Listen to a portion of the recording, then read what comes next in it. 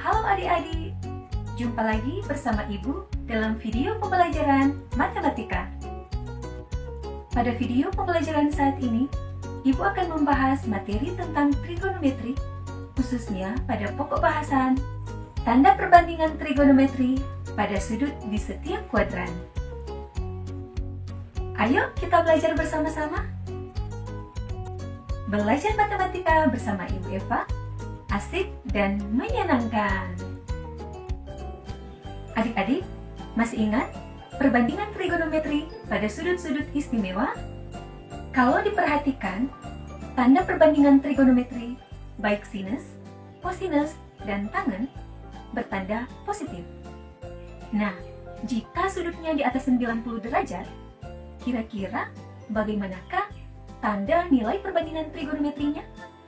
Apakah semuanya bertanda positif?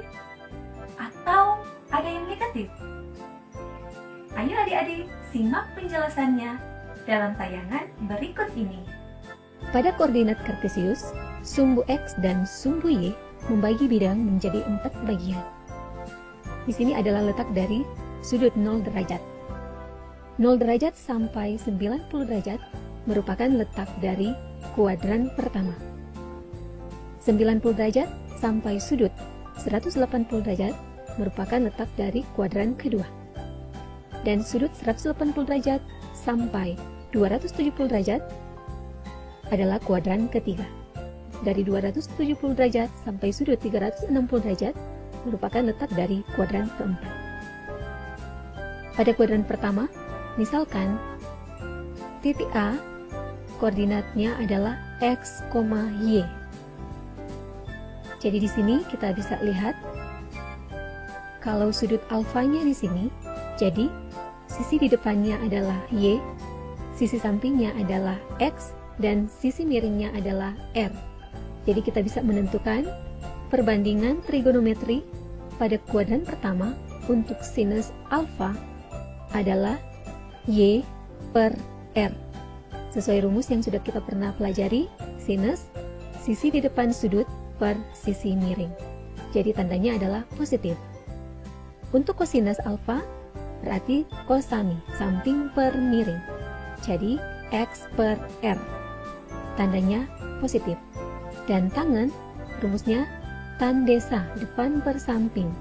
Jadi Y per X. Tandanya adalah positif. Pada kuadran kedua, kita juga mencarinya seperti halnya pada kuadran pertama.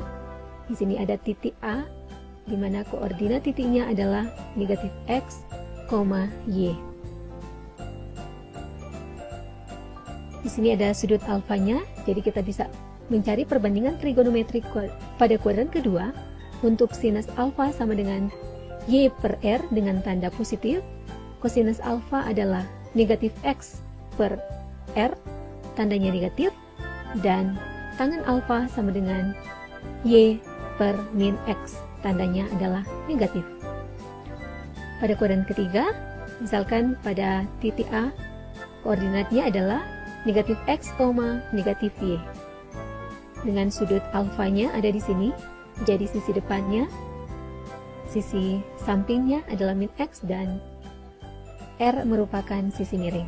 Jadi perbandingan trigonometri di kuadran ketiga untuk sin alfa sama dengan min Y per R dengan tanda negatif, kosinus alfa sama dengan min X per R bertanda negatif, dan tangen alfa sama dengan min Y per negatif X atau Y per X dengan tanda positif. Dan terakhir pada kuadran keempat, misalkan titik A, jadi koordinatnya adalah X, min Y. Jadi untuk sudut alfanya, di sini kita bisa menentukan perbandingan trigonometri di kuadran keempat, yaitu sinus alfa sama dengan negatif Y per R, tandanya negatif, kosinus alfa sama dengan X per R dengan tanda positif, dan tangen alfa sama dengan min Y per X, tandanya negatif. Nah adik-adik, Ibu punya trik untuk mengingat rumus-rumus ini dengan mudah. Instruksinya adalah kalian ingat semua yang positif. Jadi ingat yang positif-positif ya adik-adik. Begitu juga dalam kehidupan sehari-hari.